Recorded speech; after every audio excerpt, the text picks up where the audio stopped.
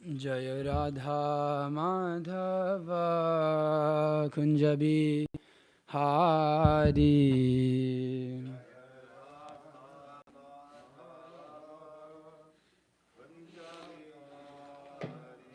Jaya Radha Madhava Kunja Hari.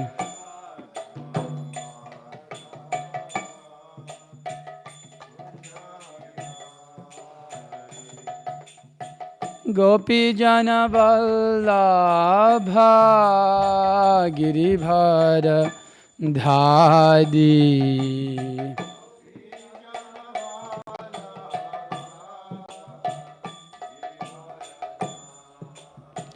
Gopi Jana Vallabha Giribhara Dhari. You can wash it. You can wash it.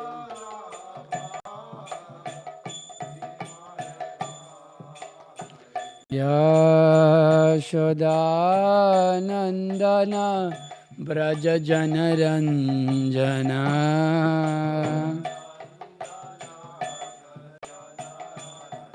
Yashoda Nandana Braja Janaranjana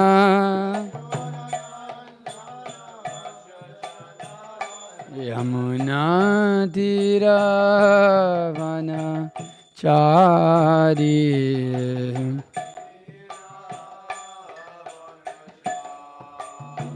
Yamuna Tiravana Chari.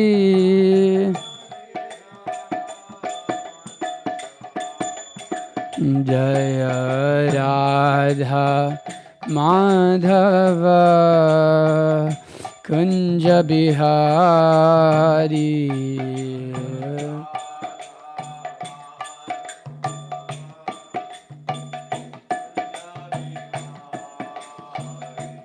Gopi Jana Vallabha Giribhara Dhari.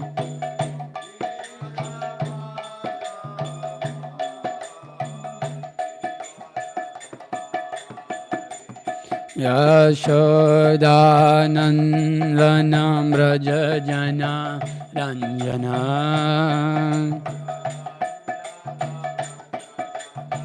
Yashoda Nandana Braja Jana Ranjana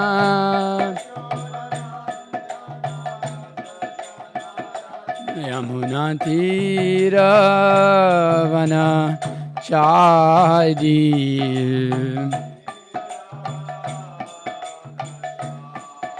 Yamuna Tiravana Chari.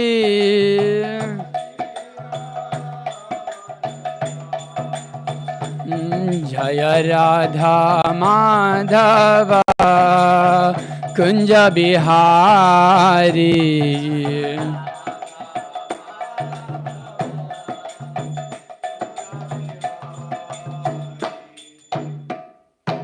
Jai Om Vishnupada Paramahamsa Parivajakacarya Shtotra Shata Shishimad A.C. Bhaktivedanta Swami Srila Prabhupada ki. Jai Om Vishnupada Paramahamsa Parivajakacarya Shtotra Shata Shishimad Bhaktivedanta Saraswati Thakur Srila Prabhupada ki. Antakoti Vaishnavanda ki. Namacharya Srila Haridas Thakur ki.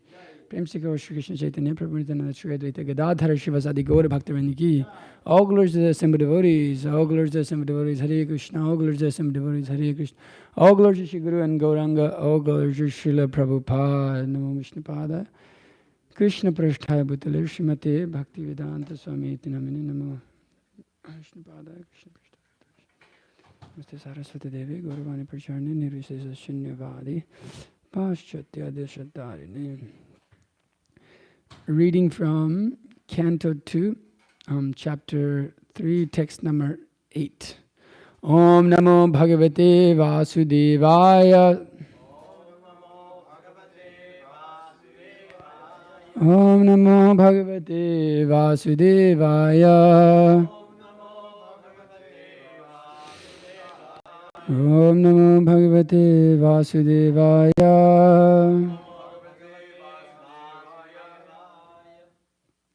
Okay, so just one second, let me get my thing up here. 7, 8. Okay. Nunang Bhagavato Brahman Harir Adbhuta Karmanaha Durvibhavyam Iva Bhati Kavibhish Chapi Cheshtitam Nunam Bhagavato Brahman. This is Brahman, not Brahman. So, Harir Adbhuta Karmanah Durbibhavyam Iva Bhati Kavibhishchapi Cheshtitam Nunam Bhagavato Brahman Harir Adbhuta Karmanah Durbibhavyam Iva Bhati Kavibhishchapi Cheshtitam Nunam Bhagavato Brahman Harir Adbhuta Karmanah Durvibhavyam Iva Bhati Kavibhishchapi Cheshtitam. Please repeat. Nunam Bhagavato Brahman. Nunam Bhagavato Brahman.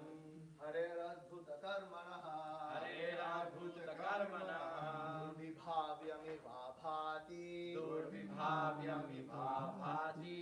Kavibhishchapi cheshtitam. Kavibhishchapi cheshtitam. Nunam Bhagavato Brahman. Nunam Bhagavato Brahman. Hare Adbhuta Karmanaha. Hare Adbhuta Karmanaha. Durvibhavyam Vibhavati. Durvibhavyam Vibhavati. Kavibhishchapi cheshtitam. Kavibhishchapi cheshtitam. Nunam Bhagavato Brahman. Nunam Bhagavato Brahman. Hare Adbhuta Karmanaha. Hare Adbhuta Karmanaha. Durvibhavyamibhavati. Kavibhishchapi cheshtitam. Kavibhishchapi cheshtitam. Mataji's.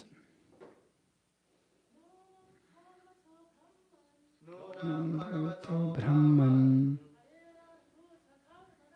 Hare Adbhuta Karmanaha Durvibhavyamibhavati Kavibhishchapi Cheshtitam.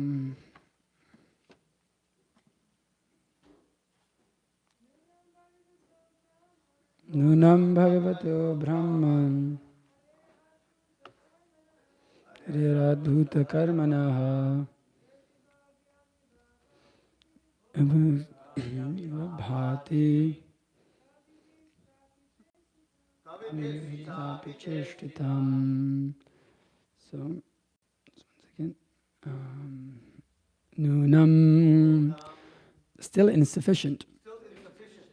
Bhagavataha, of the personality of Godhead. Brahman, O learned Brahmana. Harihi, of the Lord. Adbhuta, wonderful. Karmanaha, one who acts. Durbibhavyam, inconceivable. Eva, like that. Abhati, appears. Kavibhihi, even by the highly learned. Cha, also, api, in spite of, chershtitam, being endeavored for. Translation and purport by His Divine Grace A.C. Bhaktivedanta Swami Srila Prabhupada Ki. Translation: O learned Brahmana, the transcendental activities of the Lord are all wonderful, and they appear inconceivable because even great endeavors by many learned scholars have proved insufficient for understanding them. Purport: the acts of the Supreme Lord in the creation of just this one universe appears inconceivably wonderful. And there are innumerable universes, and all of them aggregated together are known as the created material world. And this part of creation is only a fraction portion of the complete creation. The material world stands as a part only, ekangshena stitho jagat.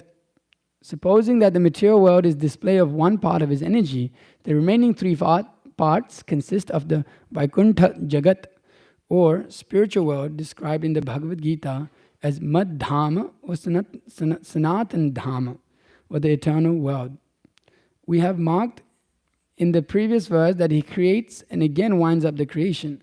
This action is applicable only in the material world, because the other greater part of his creation, namely the Vaikuntha world, is neither created nor annihilated. Otherwise, the Vaikuntha Dhama would not be called eternal. The Lord exists in his Dhamma, or in other words, in his eternal name, qualities, pastimes, entourage, and personality, which are all display of his different energies and expansions.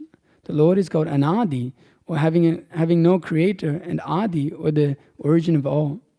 We think in our own imperfect way that the Lord is also created, but the Vedanta informs us that he is not created. Rather, everything else is created by him. Narayana paro vyaktat. Therefore, from the common man, there are all very wonderful matters for consideration. Even for great scholars, they are inconceivable, and thus such scholars present theories contradictory to one another. Even for the insignificant part of its creation, this particular universe, they have not complete information as to how far this limited space extends, or how many stars and planets are there, or the different conditions of those innumerable planets. Modern scientists have insufficient knowledge of all this. Some of them assert that there are 100 million planets scattered all over space. In a news release from Moscow dated 2nd 2160, February 21, 1960, the following piece of knowledge was relayed. Russia's well-known professor of astronomy, Boris, I don't know how to say that. Anyways, we're going to get it wrong completely. I'm just going to say Boris said that there must be an infinite number of planets in the universe inhabited by beings endowed with reason. It could be that life similar to that on Earth flourishes on such planets.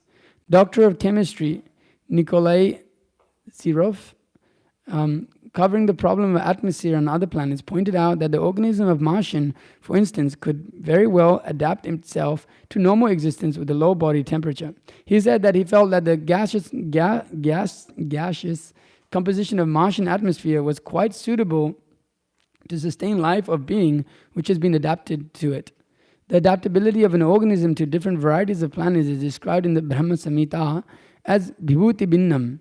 Each and every one of them, innumerable planets within the universe, is endowed with a particular type of atmosphere.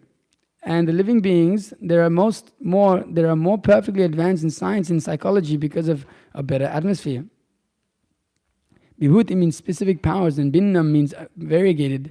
Scientists who are attempting to explore outer space and are trying to reach other planets by mechanism arrangements must know for certain that organisms adapted to the atmosphere of Earth cannot exist in the atmosphere of other planets, e.g. journey to other planets reference. One has to prepare himself, therefore, to be transferred to a different planet after being relieved of the present body, as it is stated in the Bhagavad Gita 9.25. Yanti deva vrita devan pitrin yanti pitrid vritaha bhutani yanti bhutejya yanti yanti mad yajino pimam. Those who worship the demigods will take birth among the demigods. Those who worship ghosts and spirits will take birth among such beings. And those who worship me will live with me. Maharaj Parikshit's statement regarding the working of the creative universe, creative energy of the Lord, discloses that he knew everything of the process of creation. Why then did he ask Shukadeva Goswami for such information? Maharaj Parikshit, being a great emperor, a descendant of the Pandavas, and a great devotee of Lord Krishna, was quite able to know considerably about the creation of the world. But that much knowledge was not sufficient. He said, therefore, that even greatly learned scholars fail to know about that, even after great effort. The Lord is unlimited, and his activities are also unfathomed. With a limited source of knowledge and with imperfect senses, any living being, up to the standard of Brahmaji, the highest perfect living being within the universe, can never imagine knowing about the unlimited. We can know something of the unlimited when it is explained by the unlimited, as has been done by Lord himself in his unique statements of the Bhagavad Gita, as it can be known to some extent from realized souls and it can be known to some extent from realized souls like Shukadeva Goswami, who learned it from Vyasadeva, a disciple of Narada, and thus the perfect knowledge can descend by the chain of disciplic succession only, and not by any form of experimental knowledge, old or modern. Om Jnana Timirandasya Gyananjana Shalakaya Chakshur Unmiritam Yena Tasmai Shri Guruve Namaha Shri Chaitanya Mano Vishtam Stapitam Yena Bhutale Swayam Rupakatam Mayam Dadati Swapadantikam Vandeham Shri Guru Shiyotapadagamlam Shri Guru Vaishnavam Shri Rupam Sagrajadam Sakhana Raghunathan Vitam Tam Sajivam Sadvaitam Savaditam Parijana Sahitam Krishna Chaitanya Devam Shri Radha Krishna Padan Sahagana Lalita Shri Vijakan Vitam Shahi Krishna Karuna Sindhu Dinabandhu Jagatpate Gopisha Gopika Kanta Radha Kanta Namastute Tapta Kanchana Gaurangi Radhe Vrindavane Sari Vishivanu Sute Devi Pranamami Haripir Vancha Kalpatarvesha Kripa Sindhu Bhyavacha Patitanam Pavanebhyo Vaishnavibhyo Namo Namaha Namo Om Vishnu Padaya Krishna Prushtaya Bhutale Srimate Bhakti Vikasa Swamini Namane Namo Vishnu Padaya Krishna Prushtaya Bhutale Srimate Bhakti Vedanta Swamini Namane Namaste Saraswate Devi Gauravani Prasharine Nirvisesa Shunyavadi Paschatya Desatarine Jai Shri Krishna Chaitanya Prabhu Nityananda Shri Advaita Gadadhara Shivas Adi Gaura Bhaktivinoda Jnanananda Mayam Deva Nirmashpatikakritam Adaram Sarva Vidyanam Hari Grivam Upasmai Hare Krishna Krishna Krishna Hare Hare Hare Rama Rama Rama Hare Hare. Okay, so continue our discussions on the Srimad Bhagavatam, second canto. So second canto, specifically the title of second canto is Creation, I believe. The cosmic manifestation. So the process of creation is the chapter. So this is the cosmic manifestation. So we're discussing some of the way this whole creation comes into being and comes out of being. And so that was discussed yesterday with some detail. And so today I'm going to go over some of these points that Parikshit Maharaj is making in these purports of the inconceivable nature of the Lord, and how, although we can try to understand, it always remains a great distance. Also, even when it's studied by learned scholars for many years. So, just before I begin, this is your first time in a Hare Krishna center, or? In Atlanta, but I've been to temples in New York before. Okay, wow. There's a feedback. Hmm. You know Mahotsav from New York. Oh, you know Mahotsav from New York? Yeah, exactly. Yeah. Wow. And I attended the self-realization classes online. Oh, wow. You live in Atlanta now, or? No, I'm on tour with my band, and we played last night, so I have a day off. Oh, that's awesome. Okay. Mahotsav was watching, so maybe. What was your name again? Kian. You might be able to recognize him, Mahotsav. So, Kian, thank you for coming. Really appreciate it. So today, just some discussions on the inconceivable nature of Krishna and his qualities and his pastimes. In reference to this, one can also hear some of the lectures, Guna Bhrit. There's lectures on the qualities, how he's Bhrit. This word also means heavy, right? Bhrit. He's full of good qualities, heavy with inconceivable qualities. He's unlimited qualities. So Prabhupada starts this, well, before I quickly go into that, I really like this. If you look into the word for word, this word that's used, adbhuta. Adbhuta, very wonderful. And this is often, we sing this every morning. Where do we sing this? Adbhuta Shringam. Lord Nrsimhadev is adbhuta, very beautiful, very wonderful. What a fierce form of the Lord. So adbhuta, this wonderful form, this activities of the Lord are all wonderful. And specifically, there's many lectures from Guru Maharaj, from Bhaktivikasa Maharaj, describing this adbhuta rasa is there. This wonderful, seeing the Lord as very wonderful, just like Lord Nrsimhadev. You can see him up there. He's ripping apart Hiranyakashipu, and he's taking his intestines out, and then wearing those intestines. Is quite gruesome descriptions of the Lord. But when the sages saw this, it described how beautiful he looked, how wonderful, adbhuta rasa, that wonder was invoked within the devotees of the Lord. So this adbhuta, the Lord's activities, all his activities are wonderful. And if we can understand it, if we can see them as they are, and then Krishna says in the Bhagavad Janma karma chame divam evam yoveti tattvataha tyakta deham punar janma naeti mameti so Arjuna. So that one who understands my janma and karma, my pastimes, my activities, in truth, he is able to cross over this material existence and he does not return, O Arjuna. So we can see through the eyes of Shastra how wonderful the acts of the Lord, this adbhuta rasa. And so even I said, O learned Brahmana, the translated activities of the Lord are wonderful and they appear inconceivable because even great endeavors by many learned scholars have still proved insufficient for understanding them. It's difficult for the scholars to understand how the Lord works, how he acts, what he does. Why does he do those things? They appear inconceivable. Even studying the Shastras, it seems very inconceivable to even understand the form of Krishna, to understand the form of the personality God, and to even understand that personal form. So you study and you study and you study, but just the unlimited nature of Krishna is impossible to grasp the Supreme Personality of Godhead. So we have it obviously in Brahma Samhita, we have the famous verse, Pantastu koti shatavatsara sampragamyo vayo ratapi manaso munipungavanam sopi asti yad prapadas simni vachintya tatve govindamadi purusham tamaham bhajami. That I worship Govinda, the primeval Lord, only the tip of the toe of whose lotus feet is approached by the yogis who aspire after the transcendental and betake themselves to pranayama by drilling the respiration, and by jnanis who try to understand out of non-differentiated Brahman by the process of elimination of mundane, extending over thousands of millions of years. Vayoratapi manaso pungan vanam. That he is beyond even the speed of the mind. That they try to, the munis, the great learned persons, they try to understand Krishna with their mind, but Krishna is even faster than the mind. They can't even touch the lotus feet of the Supreme Personality of Godhead. So inconceivable. They can't come to the level of this, of understanding the glories of the Lord. So that Prabhupada starts this purport by saying the acts of the Supreme Lord in the creation of just this one universe appears inconceivably wonderful. And there are many innumerable universes, and all of them are aggregated together are known as the created material world. And this part of creation is only a fragment portion of the complete creation.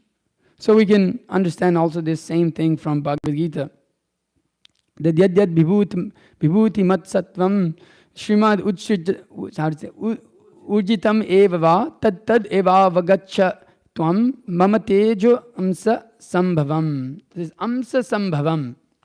So know that all the opulent beauty and glorious creations spring from but a spark of my splendor.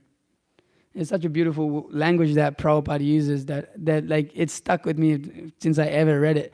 The spark of my splendor. It's such beautiful language.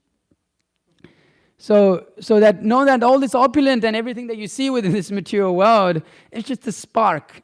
You know, you have a great fire. You have a great fire that burns. and only a spark comes out, is basically not much. It's nothing. It's like there's billions of sparks that come out of even a small fire. But one can understand that spark is very small compared to that big fire that is going on. So Krishna is giving that analogy that all this beauty, everything that you're seeing in this world is just a spark. It's just very small. It's not the all in all. It is coming from me. But aham sarvasya prabhu mata sarvasya pravartate iti matva bhajante mam buddha bhava samanvitaha. That I'm the source of all spiritual and material worlds. Everything emanates from me. The wise who perfectly know this engage in my in my devotional service and worship me with all their hearts. So he's the Sarvasya Prabhu. He's the Sarvam Pravartate, that he is the creator of all these things. It's coming from him, but it's only a angsap sambhavam. It's only a part. It's only a small part of all this. So it's a spark of his splendor. And it's difficult to understand. You see these nature worshippers, they're so awed, and they have so much awe and reverence for the beauty of this world. Wow, how amazing it is. How amazing it is that a bee can take, a bee travels from a flower to flower and is able to populate, is able to create a whole, the flowers are able to regenerate just because of that, and the bees are able to live because of that. There's just so many intricate functions that go on. It's inconceivable. It's inconceivable how the trees are growing. It's conceivable how the grass is growing. It's conceivable how many living entities are living, and how it is in perfect harmony in so many ways, until obviously the intelligent class of men try to come and disturb it. But it's amazing how things are going on so perfectly. And so it's impossible to understand. The scientists try to study all the nature of the world, the nature of how living entities are growing and producing and all these things, and they try to examine all these things. But even to examine the legs of a frog can take hundreds of years. How it is that how the frog jumps, how is it that every little ligament in the frog moves. You wouldn't be able to understand it. But this is just a fragment. It's a fraction of a fraction, to speak of a frog, even this whole creation. So you can't even understand how a frog jumps, but you're trying to understand how the whole material manifestation of the whole universe is coming about. This material world stands as a part only. Ekang sena stito jagat. So it's only a one small part. It's a fourth. You could say a fourth, but at the same time, the spiritual world is unlimited, so it's a fourth of the unlimited. It's a little inconceivable. It's achintya. It's very difficult to understand. So this display is only a small fourth. So what to speak of understanding just this creation, there is no question for these people to even understand the rest of it, which is eternal. So Prabhupada is describing here, suppose that the material world is a display of one part of its energy, the remaining three parts consist of Vaikuntha, Jagat, or spiritual world, described in Bhagavad Gita as Mad Dhamma or Sanat Dhamma, or the eternal world. So this world, Prabhupada describes further down the line that it is temporary by nature. It's coming in and coming out. Right? It's coming in and coming out. It's not temporary. It's not illusion. It's illusory because of the fact that it's temporary. The Mayavadis, the Advaita class of philosophers, will say like that this world is completely, it's just illusory. But actually this is a wrong understanding. They'll say, Brahman Satyam Jagad Mityam. That only Brahman is truth, and the world, the external manifestation of this world is completely false. But that's not actually true. The real understanding of that is that it is temporary, that it is coming from Brahman. It is the energy of Brahman, but it is the external energy which has its, what is that verse? First verse, how does it start in Ishopanishad? Ishavasham idam sarvam yad kincha jagatyam jagatyena tyakvena bhunjita magrida kasya svidhanam. So that, Purnamidam Purnasya Purnam Purnat Purnam Udachyate Purnasya Purnam Adaya Purnam Eva Vishyashyate. So that this material world, it is perfect, although it is coming from that personality who is complete. And because it comes from a person who is complete, this material world in itself is complete. And it is complete for the reason that it serves its purpose. So this material world is temporary by nature, therefore it is created and annihilated. But it is also said that in one sense it's eternal because it's eternally going on like this. That it is creation and creation and destruction, creation and destruction. So it's a process that is constantly going on. So that is happening, but the spiritual world, that Madhyama, that is beyond this material world, by what Krishna describes, by which when one attains such thing, he never returns to this temporary Anityam Ashukam Lokam, this temporary miserable world. Nobody returns to this. So the spiritual world, there is no such thing. It is eternally existing. And Prabhupada goes on to say, the Lord exists in his Dhamma, or in other words, with his eternal name, qualities, pastime, entourage, and personality, which are display of his different energies and expansions. The Lord is an Adi, or having no creator, and Adi of all, or the origins of all. We think in our own imperfect way that the Lord is also created, but the Vedanta informs us that he is not created. So this is the definition of God. Ishvara Sarva Bhutanam. Sorry, I'm trying to quote. The Krishna is the Supreme Personality of Godhead from Adi and Adi. Ishvara Parama Krishna Sachitananda Vigraha Anadi Adi. What am I saying? Govinda Sarva Karanam Karanam. So that this is the definition of who is God. That he is the first, the Adi, the origin of everything.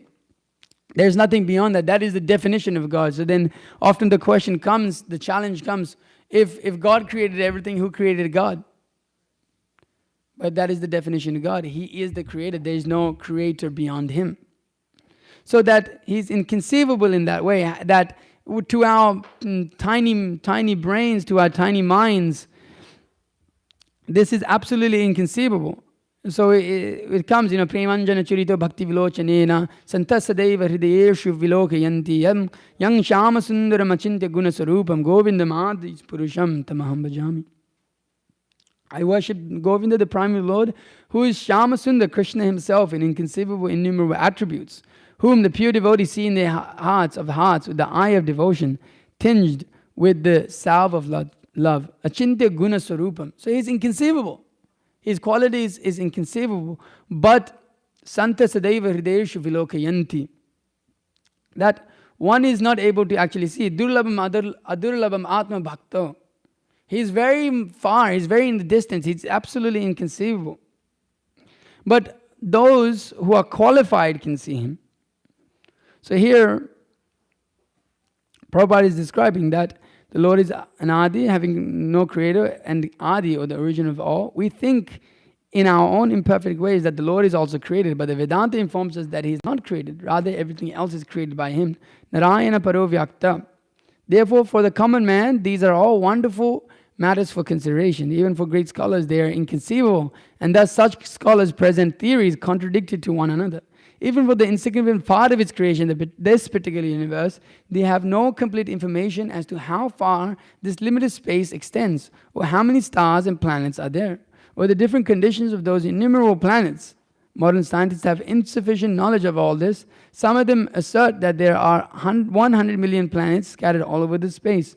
In a news release from Moscow, and Prabhupada goes on, so these scientists are trying to understand. The scientists are trying to understand the nature of the universe, the nature of this. They reject this idea of God completely. Therefore, they're completely bewildered. So they present their theories. They're contradictory to one another. You'll be surprised how many theories there are of just creation in itself. There's Big Bang, and then there's various theories of the Big Bang within itself. There's the idea of singularity, and then there's different ideas of that come along with that. So there's so many ideas as to how the creation came about, but within all of those ideas, there is very one simple fault. And if they considered this, many times different scientists have said this, that if we considered God into the equation, then it will solve a lot of the problems that we're facing. It's true. It's just like they're like, you're trying to figure out so many things. How is it like this? How is it like this? If you simply considered God into the equation, then you solve all your contradictions, all your problems that you have. Why? Because even just the idea of singularity is that there was a single point. That's the idea. There was a single point, and then from that single point was somehow it exploded, and then and became life came about from there. So many different things took place. But this is just by chance that singularity happened to do such thing by chance. When one says such thing, if anybody says by chance it happens, it means you don't know why it happened, how it happened. If someone who's intelligent, he can understand how it came about. How such things came about. Just like, you got in a car crash. You don't say, oh, I got in a car crash by chance. No, you screwed up. There's a reason for it. There's cause and effect that are there. Especially when considering material subject matter, that nothing is created without the creator. There's no energy without the energetic. This has to be understood, and this they miss. They completely miss this. They completely miss this simple understanding. It's very simple. Why is it simple? Because for us to understand, because Prabhupada later describes that, because we're getting this information, we're taking the knowledge of the unlimited from the unlimited. And although we can understand only a portion of it, but we're getting complete knowledge still. That portion that we are, because we're limited in our understanding, how can a limited little being understand the unlimited completely? But there's enough knowledge in order to understand at least the basics of life and how to progress in life. So they're trying to understand this whole universe, trying to put it in, trying to understand it with their limited minds, but it's taking them hundreds and hundreds of years just to come to the level of understanding that their Big Bang theory may be wrong, that Darwin's theory is wrong. Actually, there's a whole class that's given on this, that Darwin's theory has been rejected, quite some time ago.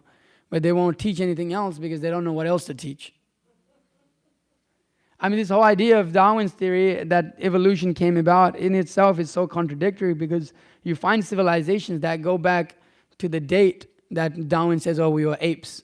And you find texts like the Sanskrit text, which is so complicated. How can a bunch of apes write Sanskrit?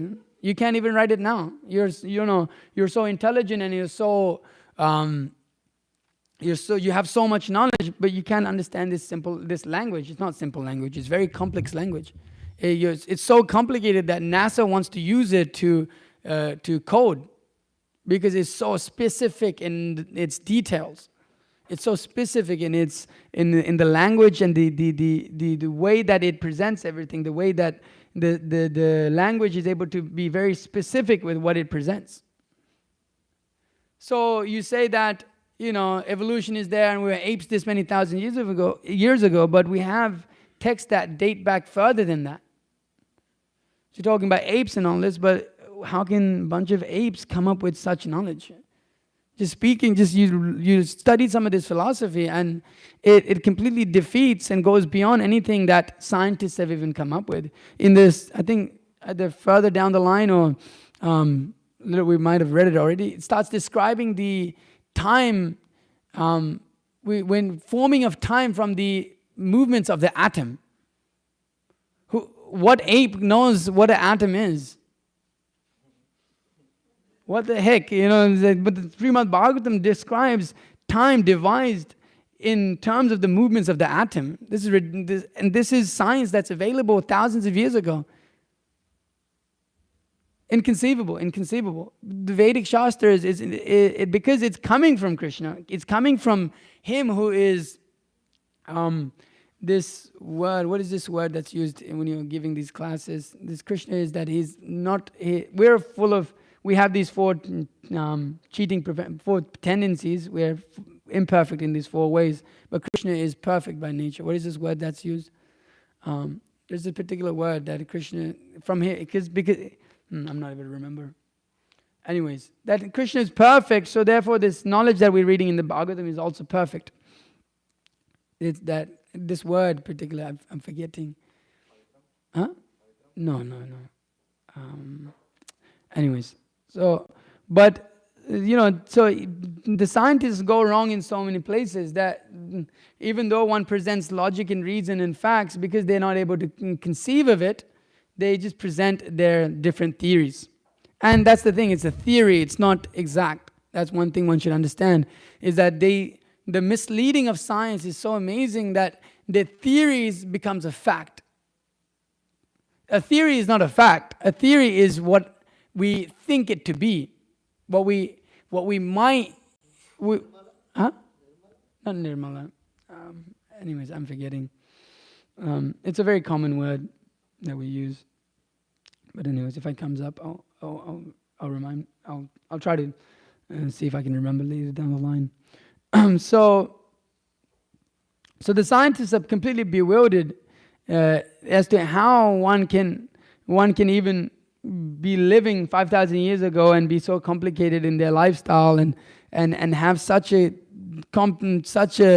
well-formed philosophy. It's impossible to understand for them. So then they present theories contradictory to one another. And then Prabhupada describes how even there's such a small, insignificant universe, there's no complete information. They have no information. 1 year, the astronomers, and then Prabhupada starts to let me turn it off. Starts to reference all these astronomers and things like that. But these astronomers are extremely unreliable because if you study astronomy, your professor will tell you don't buy the books because they're going to change in a few years. So then the books will be absolutely useless. So the astronomers who are spending millions and billions of dollars in research and finding this out, their knowledge in itself is also flawed. It actually is so flawed they have to change it completely every couple of years. Oh, actually we found this. Actually we found this. We didn't know this. We made this small calculation mistake. Oh, this and this and this. Actually, Einstein's theory was completely wrong. Not completely wrong, well, mostly wrong. That basis we've taken for the last 100 years on Einstein's theory is actually not completely true. So now we have to form a new theory. So it's such a small part of Krishna's creation, but it's inconceivable for them to understand. It's impossible for them to understand. They'll spend lifetimes just to try to understand this universe. And that in itself will be they'll be bewildered by it.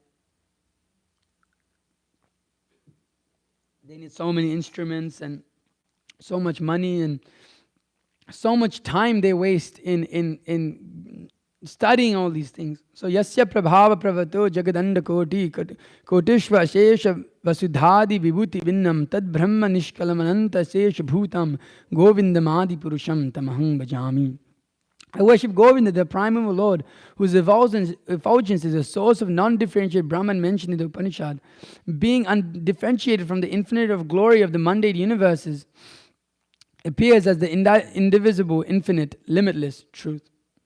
So Prabhupada, he references that Vibhuti Binnam, with opulences being variegated. So he says in the Prabhupada that the adaptability of organisms it starts to differ to planets here. That all these so many of these scientists, they try to study, and now you got Elon Musk trying to go to Mars and create habitation. It's such a waste of human form of life. What does he want to do? He wants to go to Mars, and he said they go to Mars and they're going to build a big dome, and then in that dome they're going to start planting trees and somehow from the atmosphere extract water, and it will take about 5,000 years to build an atmosphere in Mars. So then there can be a real civilization. What's the use? What's the use? You're trying so hard to be the master. This aham sarvasya prabhabho, Krishna says in the Bhagavad Gita. But they're trying to take that position. They want to be the Mata Sarvasya Pravartate, Sarvam Pravartate. They want to be the creator of these things. But you see, so stupid. For them to create all that, it takes them 5,000 years. This civilization, to what they know, has only been going on for 2,000 years. 3,000 years. That's their theory. So to speak about 5,000, and look how much chaos they've already created by your so-called great study and great psychology and so much medical advancement. You only make the people more miserable. The lives are horrible. So you want to try to understand all these things. Sorry, just had a problem here. Huh? This is you can do that with the computer? How do you do that? Okay. So they're trying to understand all these things and control all these things, but it's inconceivable. Even when they go to Mars, there's this whole idea that I'll do all this, and because they've examined it from outside and they think it's like this, but when they go there, so many things are different to what they thought it was. Because even this small creation is inconceivable. There's so many things on these planets that are inconceivable. There's living entities, as Prabhupada is describing, that have those specific bodies that live in the planet. That the living entity who is conditioned to live on Earth cannot live on another planet. It's just, and even if one wanted to artificially, it's stupid because you create a hellish situation for yourself. Just like if you try to have some sort of, if you wanted to go and live underwater and you created a whole house underwater and wanted to live there, it'd still be torture. Every time you want to come out to see your friends, you have to swim all the way up and then come out. You have to make sure oxygen is going in there. If oxygen gets cut because of the system failure, you'll die. So much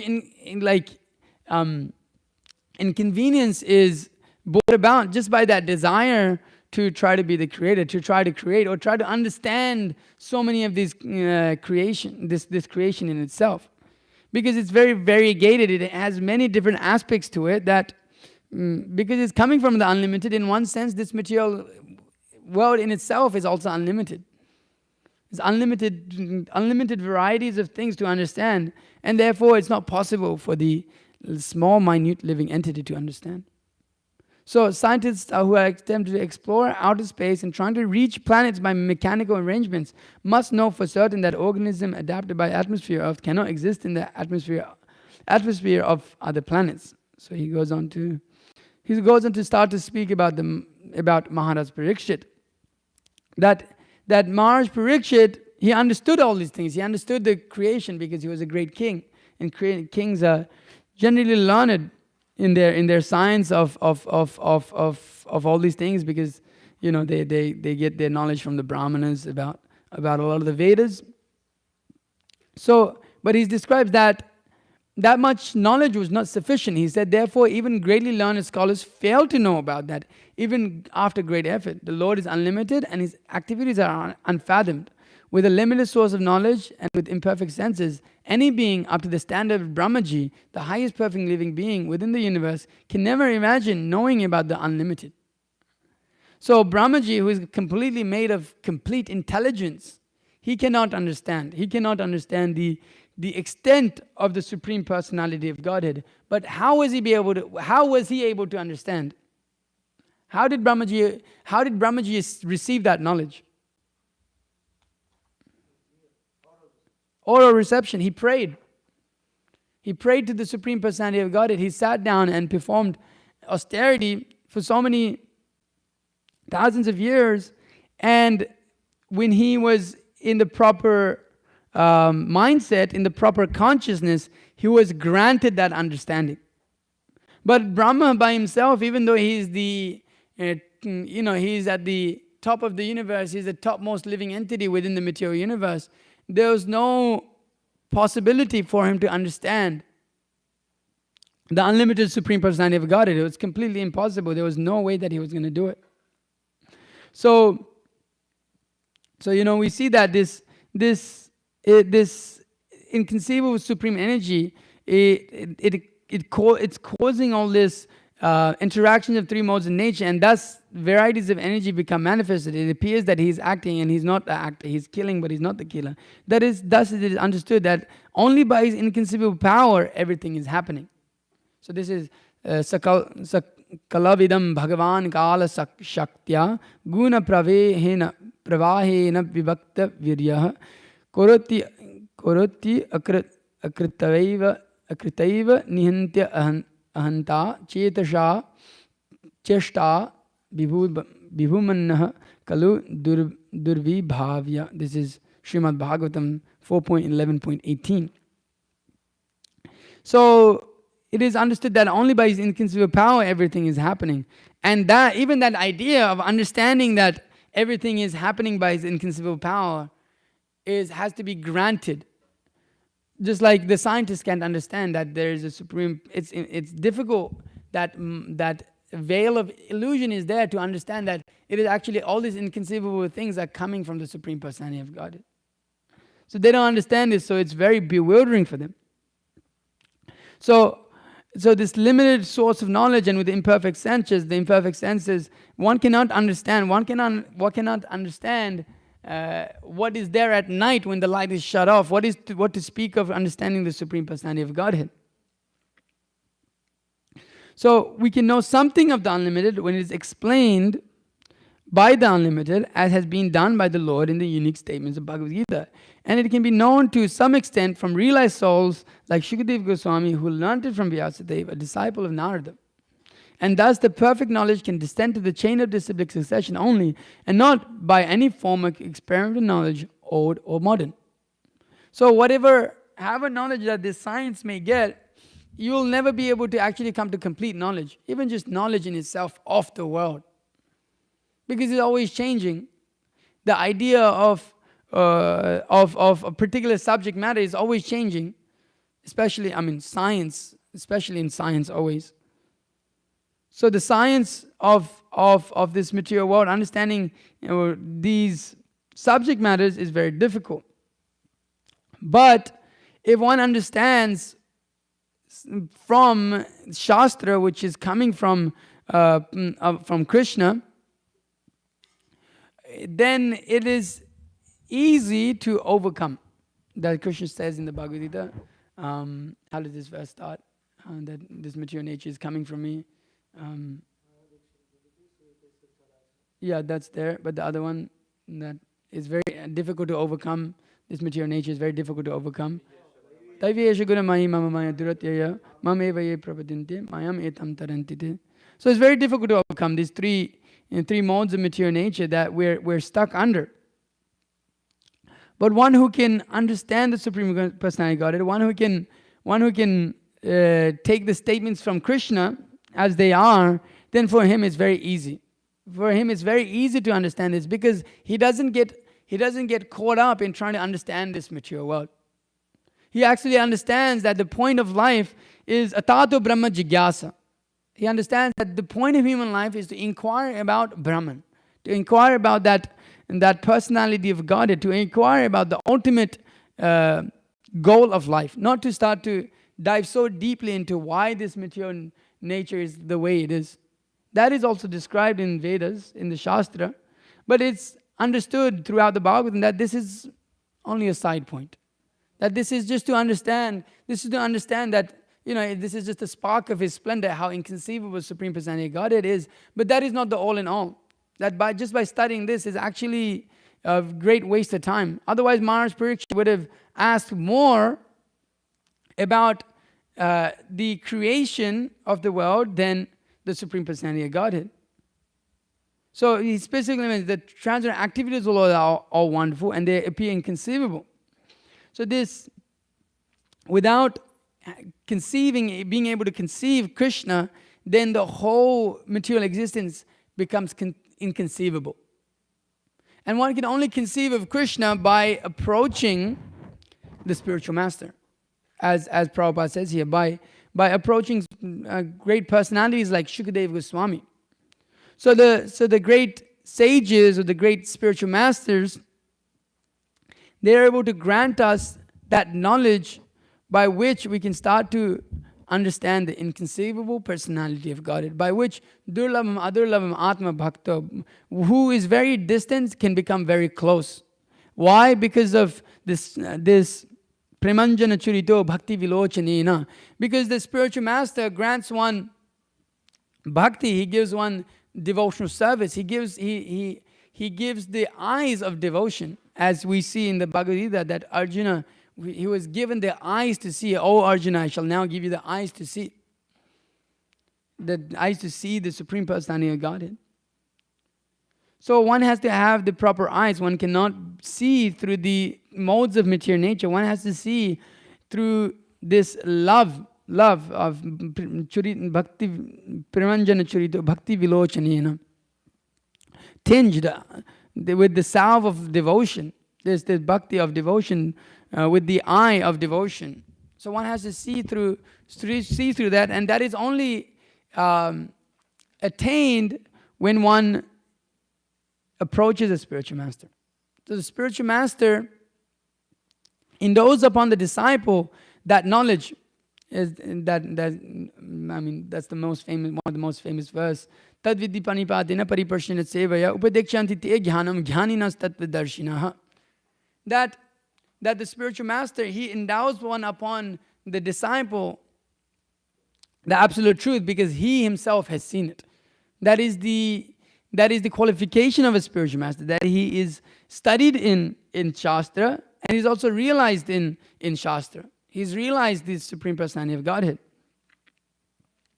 So when one approaches a spiritual master like this, with this submissive and service mood, then he is able to start to see. He's able to, this love of Godhead, these eyes, by the process, when he follows the process that the spiritual master gives, then his eyes become open to see Krishna, to be able to, as Prabhupada would often say, that when you become advanced, you'll be able to see Krishna face to face. He says that in the first canto, second chapter. He can see Krishna face to face. So when one takes this route of understanding, just like even in science, you take that route of understanding. You take the route of understanding through the eyes of Einstein. Through the knowledge of Einstein, you'll see the world. Otherwise, you won't be able to understand the little that you know. If you don't go over his theory of relativity and all these things, so many things won't be seen. So similarly, in order to understand the spiritual science, which is inconceivable to the materialist, we have to go through a spiritual master. We have to go through a teacher. And that teacher has to be in the line of disciplic succession. He has to come in this line of those disciples who have taught coming down from Krishna, that which has not been interpreted in a way with some motivation. So when one understands the knowledge coming from bona fide spiritual master, then this knowledge is not experimental in any way. It is eternal knowledge. It is knowledge that is always available and it is always valid. It is never invalid. Therefore, the Bhagavad Gita stays as it is. It doesn't change. The Srimad Bhagavatam stays as it is. It doesn't change. So one can perfect life because with your material knowledge, a process has a goal. A process always has a goal. So the thing about material life is that you have a process and they have an idea of a goal, but the goal changes and you're still trying to perform the same process. And so you become completely bewildered. It's like they tell you in a university or in general society, actually in order to be happy, you have to do this and this and this. So you've been doing that your whole life. And then in a few years, they say, actually, our studies were wrong. Actually, in order to be happy, you have to do this and this and this. So all the things that you're doing, all the things that you learned in the past were absolutely useless to attain what you would call happiness. But in Krishna consciousness and spiritual life, the knowledge is absolute. It is there as an absolute fact. So the process never changes because the process is eternal, the goal is eternal, the Supreme Personality of Godhead is eternal, the soul itself is eternal. So the process cannot be changed. And if the process is changed, then we don't get the goal of that process. Because when the process changes, the idea, the understanding is just like if it's eternal, then there's no need to change it. But if you change the process, then it becomes material, then you won't attain the eternal. So one has to be careful to take knowledge from only those teachers who are bona fide coming down in disciplic succession. And so if one does such thing, then he can have perfect knowledge of creation, subcreation, annihilation, and everything in between. It is very easy to understand. And it doesn't bewilder one because he has a perfect understanding. He has perfect knowledge. He receives perfect knowledge. Prabhupada would often say that, yes, I have perfect knowledge. When people would ask him, yes. Why? Because I'm learning it from Krishna, who is perfect. I'm not changing anything. So, this inconceivable nature of Krishna, of the Supreme Personality of Godhead, which is very wonderful,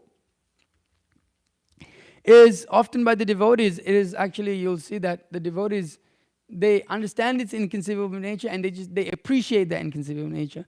Mayavadis will try to understand it and why is it like this, why is it like that. Whereas the devotees of the Lord, they're able to appreciate that this is the adbhuta rasa, this is just the wonderful rasa that I'm able to relish with Krishna. And that is very beautiful. It's not this whole idea of jnanis, that's the illusion of jnanis, I have to understand everything. But the bhaktas, the devotees, they have this idea, this actually inconceivable nature is to be appreciated about Krishna. Is actually this adbhuta rasa, this seeing of wonder. So they don't try to particularly examine and understand everything because how can you? But they can simply understand that it is inconceivable and it is coming from personality who is Krishna. Then they can just appreciate those qualities of Krishna. They don't have to try to minutely understand what every single thing is. Why is like Krishna is like this? Why is it that it is like that? They can simply appreciate.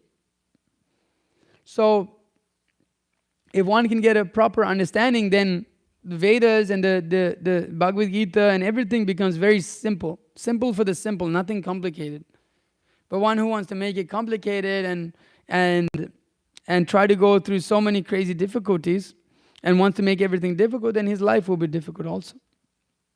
So, there's so many crazy ideas and theories that come out nowadays, like Guru Maharaj was saying to us, like this whole equating quantum theory with Advaitavad. It's like starting to go down this route of just impersonalism completely. All these crazy philosophies comes about when one is not able to get knowledge through the disciplic succession. So one should take knowledge from Krishna and the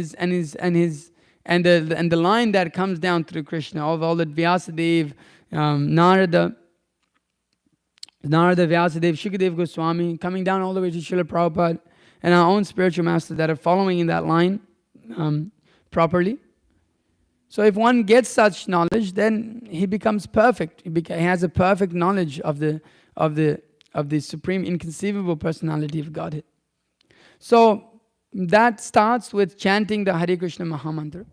That starts with consistently chanting every day the names of Krishna, then associating with the devotees of the Lord, performing devotional service. By doing all these things, we'll be able to come to a level of understanding of how we're so minute and Krishna is so infinite. And even though Krishna is so infinite, by this devotional service that the devotee is able to, in so many ways, in so many different lectures, Guru Maharaj describes like this, that the devotee is able to capture him. The limited is able to conquer the unlimited by love. So it becomes a very beautiful rasa, the relationship that one experiences with Krishna by just coming to this level of acting in devotion, by actually seeing through the eyes of devotion. So everyone can begin this process of chanting and dancing and participating in the Lord in Chaitanya Mahaprabhu's Sankirtan movement. Then it will be easy to understand all these inconceivable things. So I'll end my class there. If there's any questions or comments, please feel free to ask. Yes, Prabhu. Hare Krishna. This point about Adbhuta splendor, you could maybe turn the camera around or something. You know how to do it? You can flip the camera. Yeah, just flip the camera. Anyways, all right.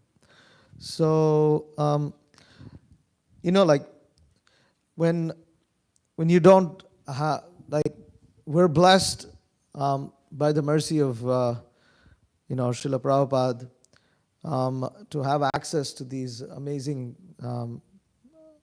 texts like the Srimad Bhagavatam, Bhagavad Gita, which gives us so much information about the inconceivable nature. It makes the inconceivable.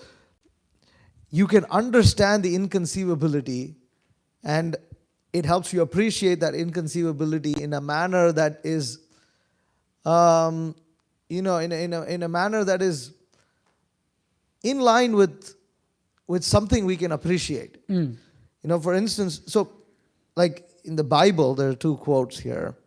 He says that, I see God, His brilliant splendor fills the heaven, and His earth is filled with His praise. His coming is as brilliant as the sunrise. Rays of light flash from His hands, where His awesome power is hidden.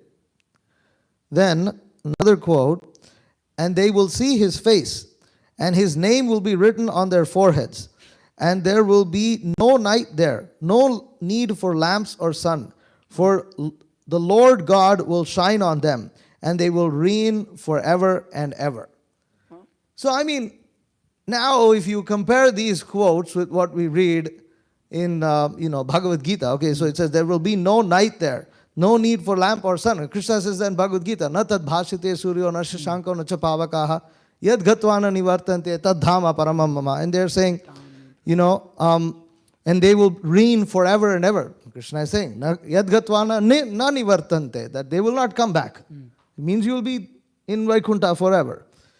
And he said they will see His face. But at the same time, so while there's a description of His face, Christians don't know how God looks like. Right. They don't have any conception of that. Or he says that He's as effulgent as the splendor is like that of as the sunrise. So, but in Bhagavad Gita, in the universal form, it says Arjuna saw in that universal form unlimited mouths, unlimited eyes, unlimited wonderful visions. The form was decorated with many celestial ornaments and bore many divine upraised weapons.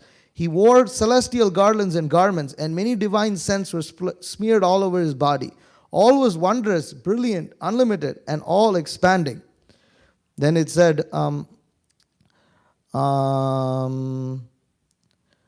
Divi Surya Sahasrasya Bhaved Yugapad Uttitha Yadi Bha Sadrishi Sa Syad Bhashasas Tasya Mahatmanaha. If hundreds of thousands of suns were to rise at once in the sky, their radiance might resemble the effulgence of the Supreme Person in that universal form. And then, of course, we have more descriptions of how Krishna's face looks like, how, He plays on His flute, how he has he's bent in three places in His body, and has this Shyama Sundara form, a beautiful bluish, blackish boy. But what happens is, if you see the Christians, so in the Bible it is said that it is resembling that of the sun. But because the Christians don't have a conception of how God looks like, they just put the sun. Right? Like if you look at the image, they just put the sun. And it becomes very impersonal. Or if they say His face, and you look at the explanation, they talk of Jesus. They say, oh, you have to see Jesus' face. And then they equate Jesus with God. They make Jesus as God. But Jesus is the Son of God. He's Acharya. But so because of a lack of knowledge, that clear knowledge, although we having read Bhagavad Gita and Srimad Bhagavatam can find some, we can find these verses in the Bible and say, well, this is what the Bible is referring to. Or it said that this is amazing, isn't it? When I read this quote, it said they will see his face and his name will be written on their foreheads. You know, and it said that, the brilliant splendor will fill the heaven. I was just reminded of Lord Chaitanya's appearance. That, when Lord Chaitanya appeared, everybody was chanting the holy name of Krishna. Or even, in fact, even in our, in the Nectar of Devotion, it is said that one can, decorate one's forehead and parts of body with the holy name of Krishna. You can, with Gopi Chandan, you can write Krishna. Actually, Shama Sundar Prabhu actually does that. We've seen he writes Krishna, Rama in Sanskrit. He would write it on his forehead. And we're doing this. And is speaking of devotees like this in the the tilak itself. Yeah, the tilak itself. Mark of Vishnu. Yeah, and you chant the holy name, of Vishnu, Om Keshavaya Namaha, and then you wear tilak. So you're adorning yourself with the tilak and the holy name. And we constantly chant the holy name. And so they don't have anything on their forehead. They don't even know anything on the forehead. Ash Wednesday. I don't. Well, anyways. Okay. Anyway, some of these points that the splendor, of Krishna. We're really amazed. We're blessed to understand these things to some extent. Inconceivable, but not as inconceivable. But although it's inconceivable, we do have a conception. It is not that there is no conception. Right. And those things which come it's beautiful in itself, like that. We are able to appreciate that beauty of that inconceivable nature. That's what I find the most amazing. Is just like, yeah, we can conceive him, but then at the same time, when those things happen that are inconceivable, then it's like, wow, that adbhuta rasa is like awakened, and it's like really, really sweet. Okay, anything else? Mataji, is there anything else? Okay. No? Yes? Yeah, okay. Oh, yeah. It's too late. It's too late. Hare Krishna. Going back to, this was actually brought up in one of our readings at the sisters meet. Mataji had a question regarding when you see the manifestation, or when you see Krishna's, creation of this material world, and you don't have a concept, like say for instance somebody first starting, or even for me speaking for myself, when you see the material creation, when you see the like you see the trees, you see the sun, you see every single thing, and then when you're coming in from a background where you obviously don't understand or what God looks like, when you say for instance you go out into nature, you go out to a pond and you see these lakes and everything, your first conception is that, all of this is beautiful. Everything is amazing. Yeah. So my question is, when you have a conception of God, is taking in this creation okay is it okay to see God in nature? In nature, right? It's a level, yeah. It's a level of realization. But it's not the topmost realization. Like we see that in the Bhagavatam, that these trees are my hairs, and the sun is my eye, and the moon, and so all these things are there. But one has to realize that, like, who this is coming from, who is that person, right? It's not that this is the body of God, and we're like, this earth is the body of God, and we're stepping on him, or the trees are there, and we can cut down the trees. So look, we're cutting the hairs of God, and all this. That's a level of realization, but a higher level of realization is, there's actually a person behind this, and to know the form of that person. So it's okay in one sense, but at the ultimate end, it won't lead so far, especially if one doesn't have the guidance of Shastra. Then he'll just be bewildered in his understanding. He'll say, actually, most people will go, actually, this is God. This is so beautiful. This is God. You'll find a lot of philosophies like this.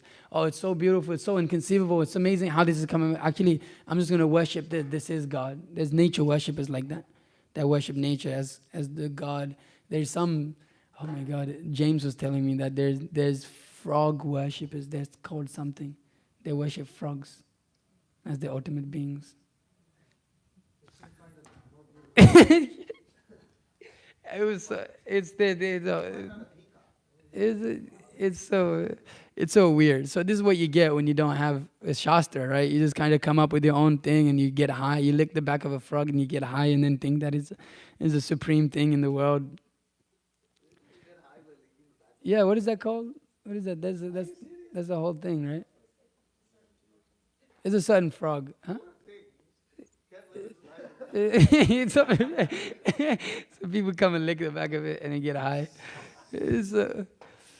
So yeah, so shastra is needed. Otherwise, you'll see so many things with, yeah, we see this as a part of creation of Krishna, and we see Krishna in it, in that He's created it.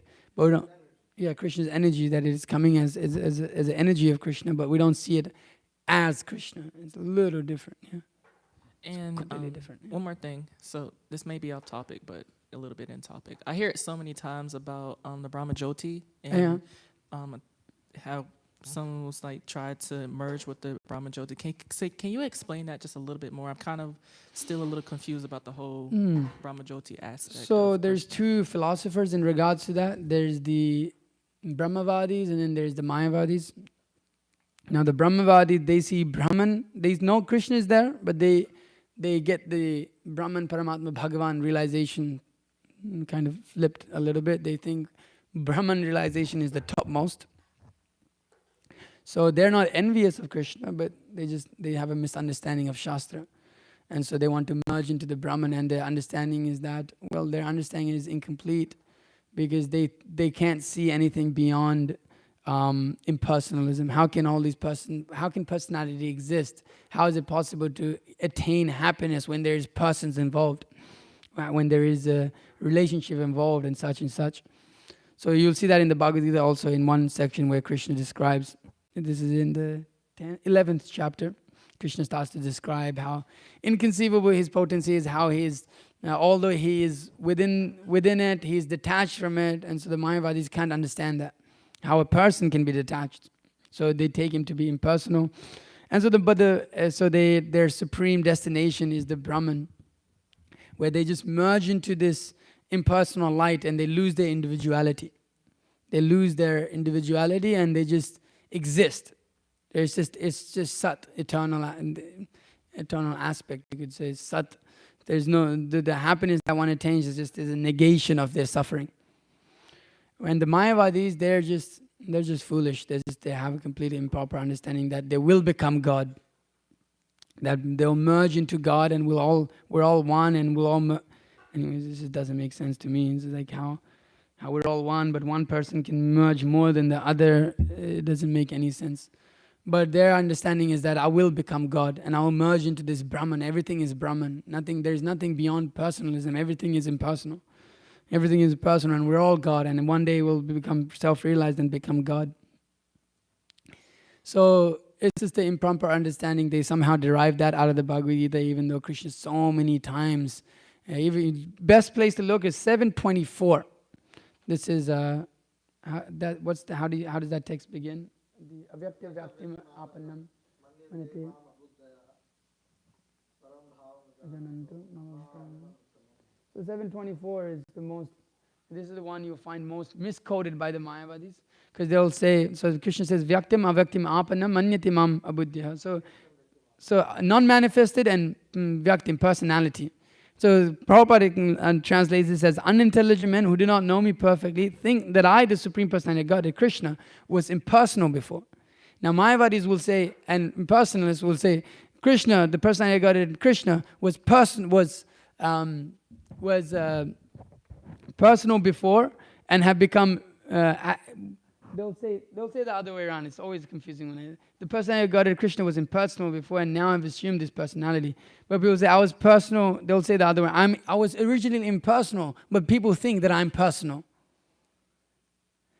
So but then if you look at the rest of the Bhagavad Gita, it makes no sense. With understanding, if you understand it the way the Mayavadis understand this text, the rest of it makes no sense. Because Krishna says me, right? So many times, become conscious of me.